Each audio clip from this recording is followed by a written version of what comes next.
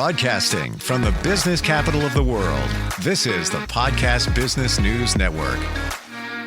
And welcome back. We are picking up from when we spoke with him last time we got together.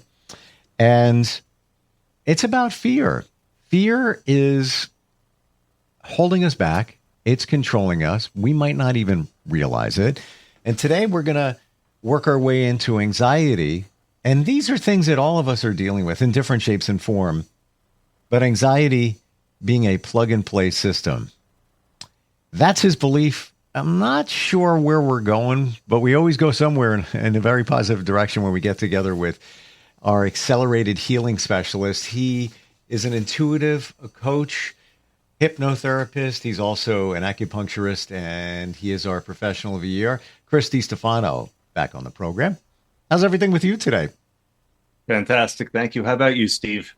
Really good. Really good. I learned a lot last time we got together. The last thing we said, and it was like the light bulbs went off for me and others when I shared it with them, that the feeling and emotion of fear is the same as excitement. And excitement sometimes, many times, looks positive. Getting on a roller coaster, got a little bit of fear, but also it's exciting at the same time. And when we framed it that way, I was like, you know what? That makes total sense. But fear is the control, right? It is. It's actually really wild that you say that, because the thought that I had before coming on is, if you ask anyone, whatever political persuasion in this country, how we're doing, they're going to say we're doing badly. Because they're sold fear, and the fear is packaged and given directly to them because it is to control them. It's to make people, we are the product. Ultimately, this is not a judgment, it's a statement. And when we look at fear is an ultimate control mechanism because it makes us want outside help. It makes us feel less strong. And how do we know what fear is? That's a really hard one because so many things are operating from it. What's even the importance of this is, and I said this last time, when we make decisions from fear, those are wrong decisions. There's legitimate fear. That's the very small amount. Like, yes, if a tiger is coming after me and it says run, I'm going to run. That's a survival. That's straight fear. But once we get the elevated fear, our cortisol gets elevated, our brain does not work as well, our bodies start to degenerate. There's scientific proof everywhere that your default mood, my default mood, is going to affect every cell in my body. I am setting the weather for my body. So if I'm in this anxiety and fear state, I'm going to do what's considered safe, and I'm going to have very strict parameters for what's safe. And ultimately, this really is everything. I start to pretend to be a character. I start to lose who I am and lose my authenticity and act in the way that gives me perceived social, economic, whatever safety, whatever category you want to put it in, educational, fill it all in, not trusting myself and basically renting out my own safety to outside forces because I've lost connection with myself. The fear has pushed it away. I totally see that. It's almost it's like we are what we are, and now we have a coating like an M&M. The chocolate's inside, that's what it is, and now there's a coating on top of it, which it's good for the M&M, but that coating for us is fear, and it's not really who we are. We're just living a different persona because of that fear, the fear coating. Yeah, that was most of my life. That was my depression. I wanted to be liked, so I acted a certain way. And guess what? No one likes a phony. Yep. Yeah, I get you. So that's ultimately when we are acting from that place of fear, when we are acting to be liked, when we are acting to connect, as opposed to authentically being ourselves, loving ourselves enough to trust ourselves, to be present, open. Now we develop, people magnetically just trust because we can sense that. We can't put it into words. We can't put our finger on it. And before I forget, one really important component to fear is control, as you said. And one component of control is the left side, rational side of the brain. We have to over explain, over understand. We get that analysis paralysis. I have to take one more class before I can do something. We do not trust ourselves. We need to have this entire, again, outside world validation because we've lost touch with our truth. You said a word I was thinking, and the word was authentic. And I've always thought of being authentic, being your true self, meaning, if you are honest, have integrity, empathy, and all of that, you're being you. You're truly bringing you to the table where everybody is sitting, so to speak. But I never looked at getting in the way of your authenticity is fear. I never looked at it that way, that you're not being you because of fear. I always thought of being authentic as, be genuine, be the real you around others. But when you've got the fear coding, you're not being you. You're not truly being authentic. It's even worse than that, Steve. And I've done this journey, so I'm speaking from firsthand, but I can also everyone. We don't even know who we are at a certain point. The people that are not in love with themselves. This is old me. I wanted to be other people. I wanted to have a different life. And that's the depression. That's like, okay, this is not a safe reality. I want another reality. And if you don't love yourself, and if you don't decide that this life, you would not trade this life for anyone else's because then you don't know who you are. Yep. It's that far. The fear has pushed you so far out that you don't like the character you're playing. And you can't see what's beneath it because there's so much clouding on the water. But you feel uncomfortable. But and many times you're not sure that's why. The deeper wisdom saying, good God, you can't keep living like this. Yeah, because you're out of alignment, you're out of balance, and we need to be in balance in life in all different areas, right down to nutrition, sleeping, exercise, on and on and on. But if you're not being yourself, especially because of fear, you're probably not sleeping well. You probably feel off, and you're not really sure why. And then that leads to you eat more because you're trying to feel comfort, and on and on and on and on. Never really. Oh, that's if you're lucky, Steve. You kick the anxiety up to 9 or 10 and you can't even eat. Yeah, I get you. The autonomic nervous system, because this whole thing is happening under the surface. This is what we'd call subconscious or autonomic or disconnected from the heart, the heart and mind not being connected or out of our bodies. So it's kind of wild. It really hit me the other day what I do, what's unique about it is I've decided just by accident, predominantly rational and analytic, which is part of why I had the depression. So I went away from that and went into learning to connect to the body a lot more, learning to connect to the heart a lot more. So, and then I went from there and I went into a lot of spirituality. So what I've realized is I've made myself an expert, not an expert, an authority on the 3 pillars. That's the body, the mind, and the spirit. Each one independently. Every time I went into one, I pushed the others completely out of the way, thinking they didn't work. Now seeing that whole dance, yes, it is what you eat. It is the activity. It is how you see yourself. It is, most importantly, the building of trust and faith in ourselves. You see, that's what the fear does. It disempowers us. We don't trust ourselves at all. We want the world to validate us. And by seeking validation, we act foolish, false, and try to give what we think other people want, as opposed to giving our greatest gift, which is ourselves. And it's kind of strange when I talk about building trust or faith, people have a resistance because they're like, I'm selling religion. I'm not. It's more like when you learn to drive a car. Stick shift is an even better example. When you start driving, you're looking at everything. You are not really driving. You're like looking at, for stick shift, you're looking at the tachometer, which you really shouldn't do. It's all by feel. But you're thinking, it's all in your head. You're running through all the processes. And then it begins to become embodied. It becomes a healthy habit. to the point now, a seasoned driver does a lot of things they really shouldn't. They're flipping the radio, they're making coffee in the car, they're doing all of this stuff. And that is because they've gained mastery. They trust themselves maybe too much to drive that car, as opposed to the guy who's starting has zero trust in himself or herself. Yeah, that was me. And I had this conversation with my daughter who is, learning to drive. And we were talking about manual transmissions. And I said, I remember I was in my mid-20s.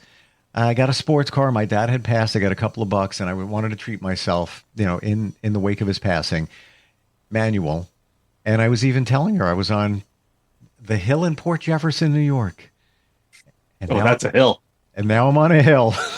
and got to remember that I got to roll back a little bit to kind of let the driver in back of me know that don't get too close, because when I let the clutch out, and I talk about fear, I'm like, I'm going to let it just easy so I don't tap that car in back of me. But so I got enough, room to engage it in first gear to move forward. That was a lot of fear. But eventually I guess it, like you said, autopilot eventually. But is that okay? Is that, we're using car analogy here, but is that okay to be on autopilot when you feel you've mastered things? The way we're designed is we work on habit. That's why they say if you want to do something, do it for 21 days, do it for 28 days, whatever it is. Because once we build a habit, the mind goes towards efficiency.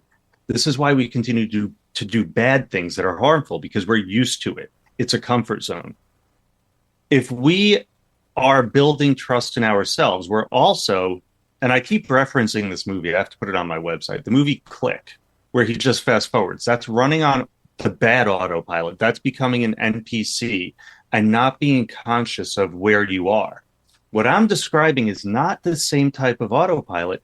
It's being in flow, operating without resistance.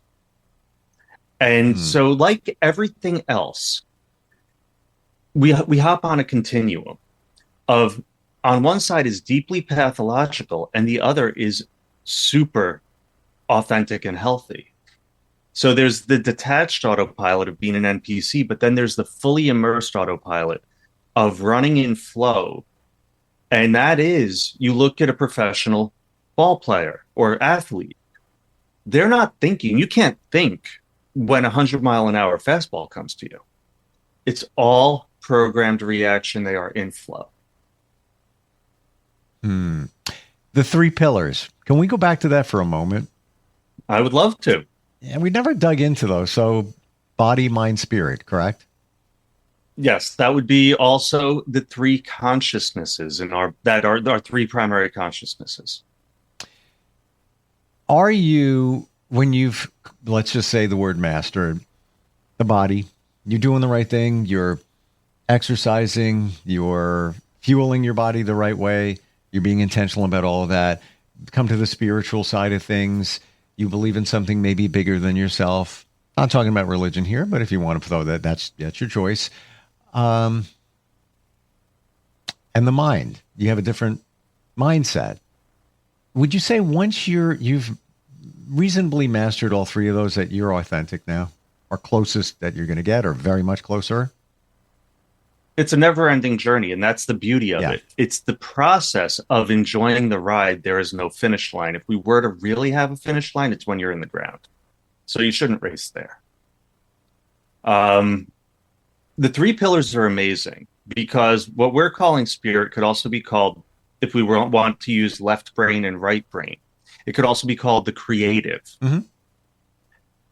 including innate creativity.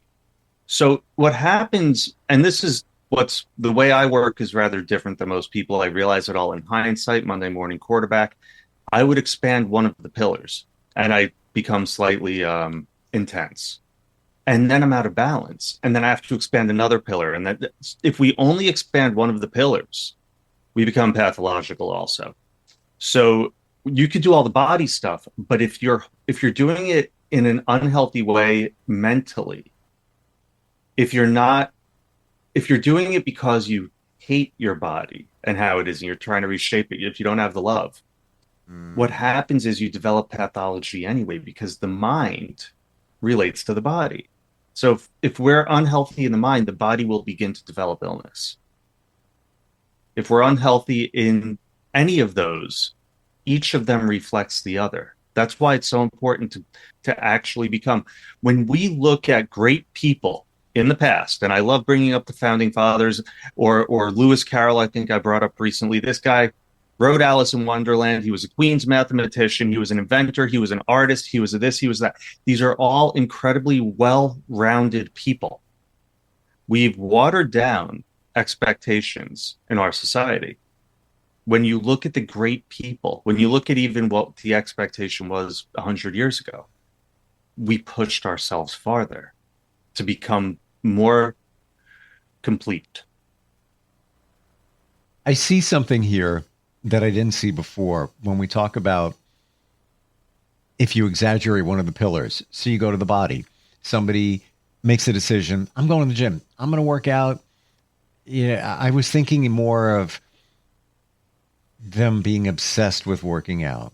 You know, they're going 2 times a day, 2 hours a pop. They're focusing all on that, but not focusing on the other pillars. But I wasn't looking at the focus. I was looking at the focus that way. You refocused me because it's one thing to say, you know what? I want to be more fit. I want to be healthier. It's another thing to say, I hate my body. I'm going to go to the gym, you know, maybe even begrudgingly because you hate your body and you're just, you know, just doing it with that mindset. It's almost, why bother? I don't mean that in a negative way, but it's kind of counterproductive when you say. And you want to be like that influencer who's pumping steroids, doing human growth hormone. Yeah. Oh, look, I want that body. I don't like this body. I want to be that person. Yep. Now you've become the fear pattern. It's, I am not enough because I'm not that. And you start doing all that stuff. Hormones are very, very powerful. Hormones are insanely powerful. So you start putting in the testosterone, you start doing steroids.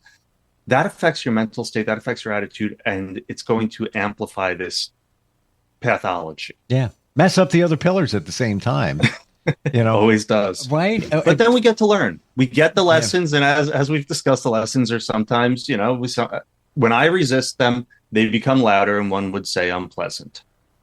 Now, you said plug and play system. Anxiety is a plug and play system. Oh, yeah. What do you mean by that? So I saw a patient on Halloween. Now, I've known this for a while. It was actually, I had a patient a few years back, and she had bipolar, and she'd switch over into the anxiety depression side. And when she did, it was because like her condo in Florida was having a couch delivered. This was like the most inconsequential thing. Like on a 1 to 10 problem scale, it was about a 2 because it didn't affect day-to-day life. It was going to happen, blah, blah, blah. She was obsessing over it. What happens with the person that has anxiety? So this is a thought pattern. It's a fear-based thought pattern. And why do we keep running over it? It's an attempt to control something that we cannot. And so we run through 1,000 scenarios to where as prepared as possible. It becomes a churn, and it's an amplifying system. It keeps getting louder every time it goes around. So it becomes real. And we get the body changes with it. The physiology goes into fight or flight fully. So she plugged in this thing with the couch. And next thing you know, she's on a full downward spiral. The couch didn't trigger it.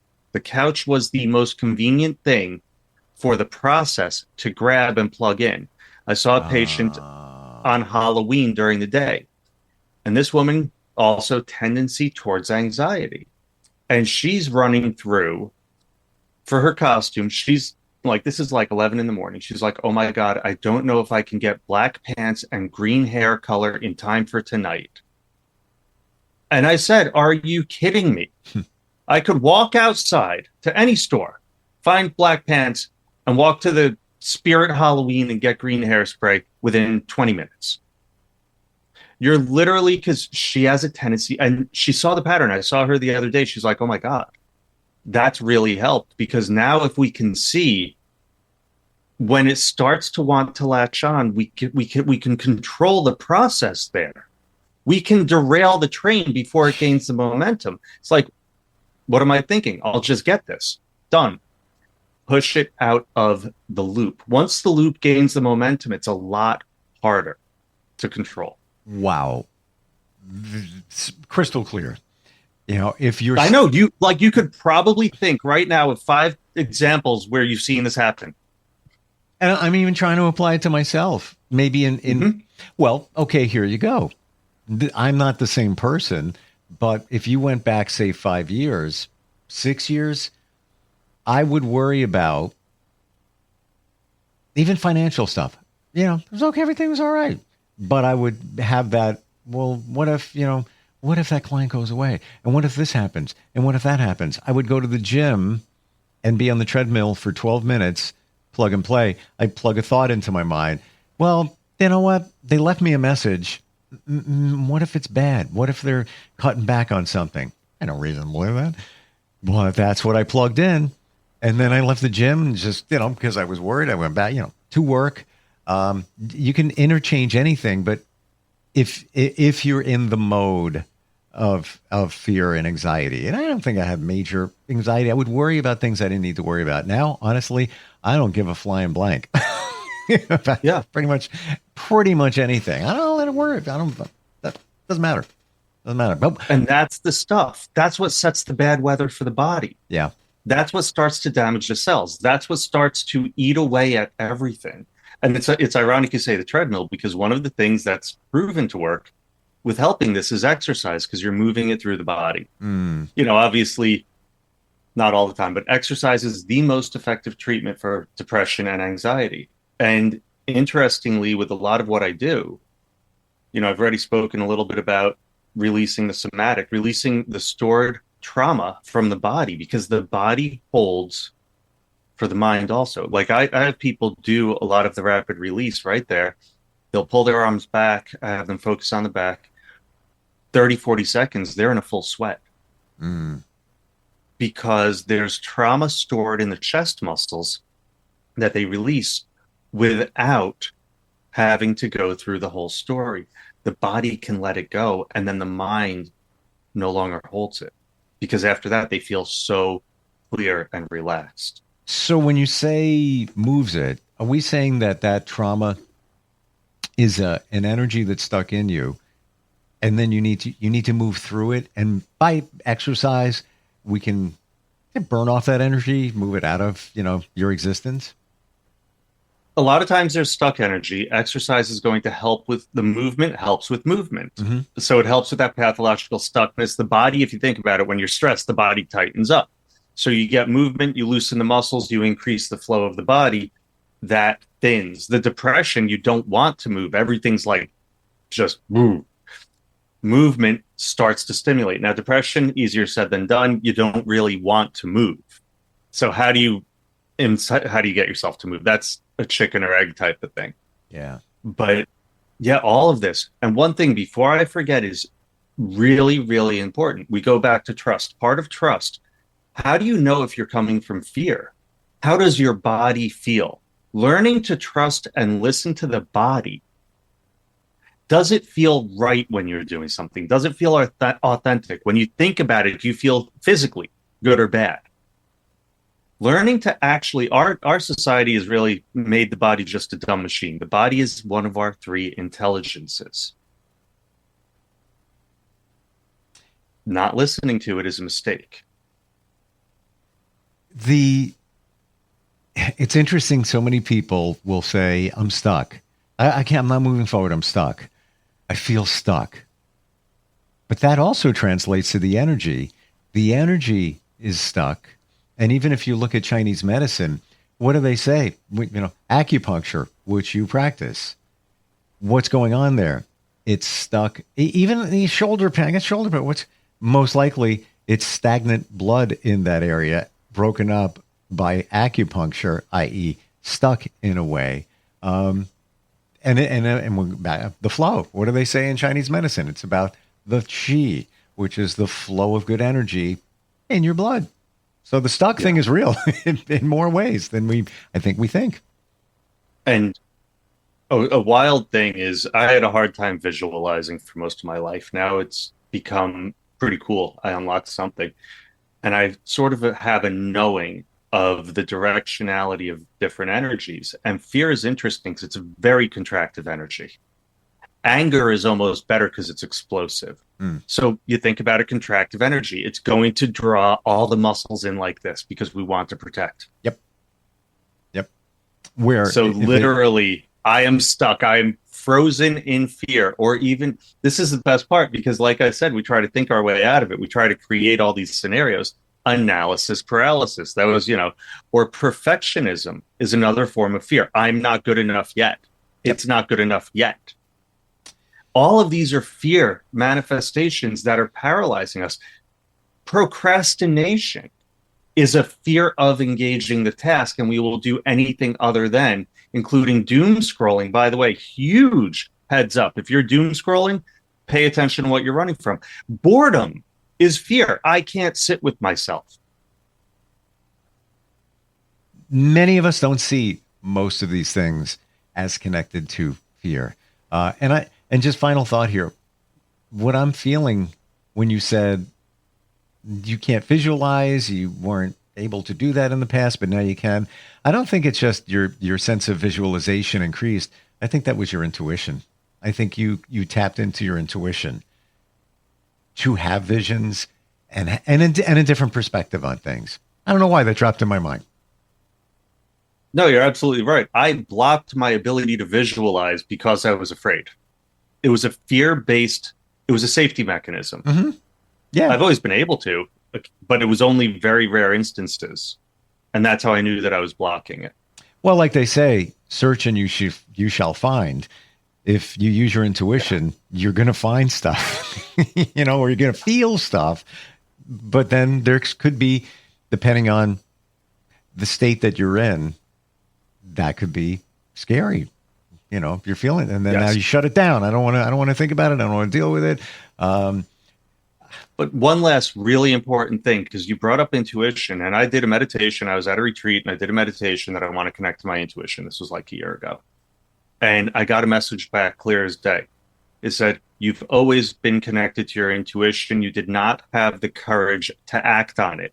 I let the fear of the rational limiting mind stop me from following my heart. Yep. And there it is. Amazing how at the plug and play thing, oh my gosh, so real when it comes to fear. Where we look for it. Let me just plug that in. Oh, I feel better. But that's not the way it should be. How do we connect with you if somebody's trying to really make it the way it should be, or at least have a better understanding? I know obviously with acupuncture, that's where you are in Scarsdale, New York, but you can help people virtually anywhere. What's the best way? Best way is my main website, scarsdalehealth.com. I am on Instagram, LinkedIn as accelerated_healing. I believe both of those, but always the easiest one is scarsdalehealth.com. You'll find me from there, and then everything else is going to be there. I am putting together a school program, SKOOL, that's going to have a lot of the exercises that I've developed to help open up. And those are absolutely phenomenal. I'm going to tell you about some of the successes maybe next time. It is blown my mind what's happening. You blow my mind every time we get together. And I'm afraid to admit You're too kind, Steve. Thank you. I'm plug and play all the time.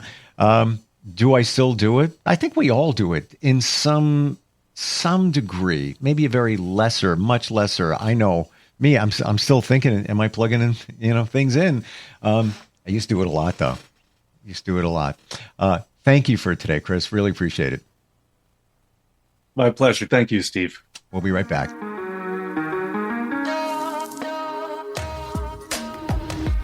Broadcasting from the business capital of the world, this is the Podcast Business News Network. Hi, this is Terry Crews, actor, former football player, game show host, father of 5, and all-around big dude. I'm also an expert on drama. I know all kinds of drama. There's the good kind that comes with having a house full of kids. There's the bad kind like season-ending injuries. There's the necessary kind like having an agent in Hollywood. And there's silly drama like the drama around my percolating pectorals. And then there's the drama you can skip. Skip the drama that comes with not having your high school diploma or equivalency. Find free adult education classes near you and finish your high school diploma. Visit finishyourdiploma.org. Or text diploma to 97779. Message and data rates may apply. Reply STOP to opt out. That's diploma to 97779. And leave the drama to actors like me. Brought to you by the Dollar General Literacy Foundation and the Ad Council.